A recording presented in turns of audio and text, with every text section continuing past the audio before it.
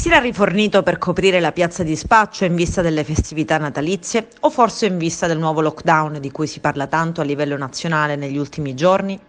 Era il 24enne che avrebbe provveduto allo spaccio o era semplicemente un intermediario corriere? Sono questi alcuni degli interrogativi che frullano ancora nella mente dei carabinieri, domande che probabilmente non avranno mai una risposta precisa, anche se l'attività investigativa prosegue.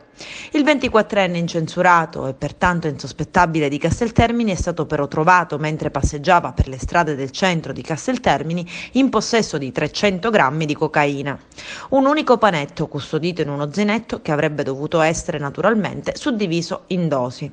Il valore sul mercato di questa sostanza si aggira intorno ai 15.000 euro e sarebbe stata destinata a quella che è la principale piazza di spaccio di Casteltermini, ma anche dei comuni vicini, nel periodo appunto prefestivo, anche in vista probabilmente di una eventuale chiusura che si mormora.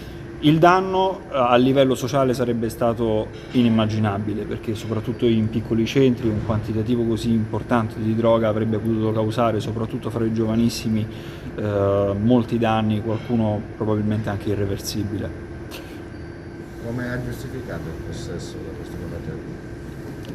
Il soggetto è stato colto in flagranza di reato e con un quantitativo così imponente non è riuscito a giustificare ovviamente il possesso.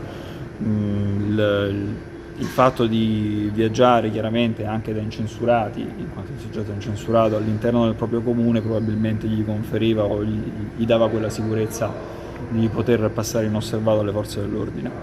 Dopo le formalità di rito, il giovane è stato posto agli arresti domiciliari e rischia adesso una pena che va da 6 a 20 anni e una multa che oscilla da un minimo di 26.000 a un massimo di 260.000 euro.